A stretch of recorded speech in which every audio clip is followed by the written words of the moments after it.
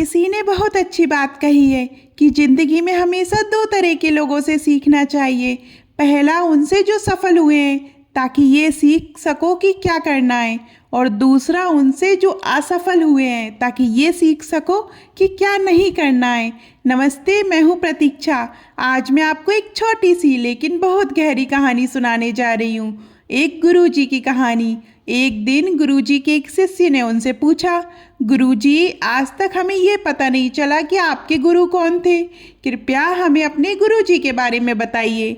गुरुजी मुस्कुराए और बोले, बेटा, मेरे तो बहुत सारे गुरु रहे हैं। मैंने हमेशा सबसे कुछ न कुछ सीखा है। लेकिन चलो, आज मैं तुम्हें अपने 3 गुरुओं के बारे में बताता हूँ। गुरुजी ने कहा, जब मैं साधना के दौर में नया नया आया था, नया तपस्वी बना था, साधु जीवन में प्रवेश किया ही था, तभी एक दिन मैं एक गांव से गुजर रहा था। शाम का समय था, अंधेरा होने को आया था। तभी मैंने देखा कि एक छोटा सा बच्चा हाथ में मोमबत्ती जलाकर मंदिर की ओर जा रहा है। मैंने सोचा, चलो आज अपने ज्ञान का प्रदर्शन करते हैं। मैंने बच्चे को बुलाया और पूछा, बेटा, जब तुम घर से मोमबत्ती लेकर निकले होंगे तो ये बुझी हुई रही होगी, फिर तुमने इसे जला लिया होगा। बच्चे ने कहा, हाँ बाबा जी। मैंने पूछा, तो बेटा मुझे बताओ, ये ज्योति, ये प्रकाश, ये रोशनी आई कहाँ से? इतना सुनते ही उस बच्चे ने फूंक मारकर मोमबत्ती बुझा दी और मुझसे कहा, बाबा जी, अभी अभी आपके सामने ये ज्योति बुझी है। अब आप बताइए, ये प्रकाश कहाँ चला गया? क्या आपने इसे जाते हुए देखा? उस एक सवाल ने मेरा सारा अहंकार तोड़ दिया। जिस ज्ञान पर मुझे घमंड था वह पल भर में नष्ट हो गया। एक छोटे से बच्चे ने मुझे सिखा दिया कि हर समय ज्ञानी बनने की जरूरत नहीं होती। गुरुजी आगे बोले, कुछ महीनों बाद मैं फिर से भ्रमण पर निकला। एक तालाब के पास से गुजर रहा था। वहाँ मैंने देखा कि एक कुत्ता पानी पीने की कोशिश कर रहा है, लेकिन अपनी ही परछाई देखकर डर जाता है। वह पानी के पास जाता, परछाई देखता, डरता, भौंकता और वापस आ जाता। ये क्रम वह बार बार दोहराता रहा। मैं वहीं तालाब के किनारे खड़ा होकर उसे देखता रहा। लगभग 101 बार ऐसा करने के बाद आखिरकार उसने साहस जुटाया। वह पीछे हटा, दौड़ा और छलांग लगाकर तालाब में कूद गया। वह बहुत देर से प्यासा था। उसने जी भरकर पानी पिया और फिर खुशी खुशी झूमता हुआ बाहर निकल आया। उस दिन मैंने सीखा कि जिंदगी में डर आएगा, डर लगेगा, लेकिन अगर हम साहस दिखा दें तो डर खुद ही खत्म हो जाता है। गुरुजी बोले, एक बार फिर कमाल हुआ।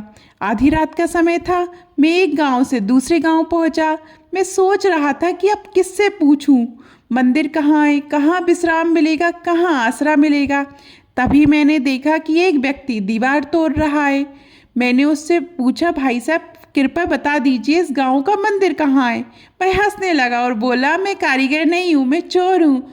चोरी करने के लिए दीवार तोड़ रहा हूँ। मैंने कहा, कोई बात नहीं, बस मुझे मंदिर का रास्ता बता दीजिए। उसने कहा, मंदिर के दरवाजे बंद होंगे, सुबह खुलेंगे। अगर आपको आपत्ति ना हो तो आप मेरे घर रुक सकते हैं। मैं उसके घर चला गया। वह इंसान बहुत भोला था, लेकिन चोरी करता था। उसी दौरान मेरी तबीयत खराब हो गई। मैं 3-4 दिन उसके घर रुका। हर रात वह चोरी पर जाता और भगवान से प्रार्थना करता कि आज चोरी हो जाए। कई रातों तक चोरी नहीं हुई, लेकिन वह निराश नहीं होता था। वह कहता, कल जरूर हो जाएगी। एक रात वह खुशी खुशी लौटा और बोला कि आज चोरी हो गई। मैंने उससे कहा, तुमसे मैंने सीखा है कि निरंतर प्रयास करने से एक न एक दिन सफलता मिलती है, लेकिन मुझे तुम्हारी गलती के बारे में राजा को बताना पड़ेगा ताकि तुम अपने कर्मों का प्रायश्चित कर सको। अगले दिन मैंने राजा को सब बता दिया। राजा ने उस चोर को बुलाया। राजा उसकी ईमानदारी से प्रसन्न हुए। उन्होंने उसे सजा नहीं दी, बल्कि जीवन में सुधार का एक अवसर दिया। उस दिन के बाद शायद उसने चोरी छोड़ दी। मैं वह गांव छोड़कर आगे बढ़ गया। गुरुजी बोले, ऐसे मेरे जीवन में बहुत से गुरु रहे हैं, लेकिन ये 3 गुरु मुझे बार बार याद आते हैं। और अंत में गुरुजी ने कहा, जिंदगी ही सबसे बड़ी गुरु है। लाइफ से बड़ा कोई टीचर नहीं होता। हर दिन ज़िंदगी हमें कुछ ना कुछ सिखाती है। अगर हम सीखते रहे और उन सीखों पर विचार करते रहे तो आगे बढ़ना निश्चित है।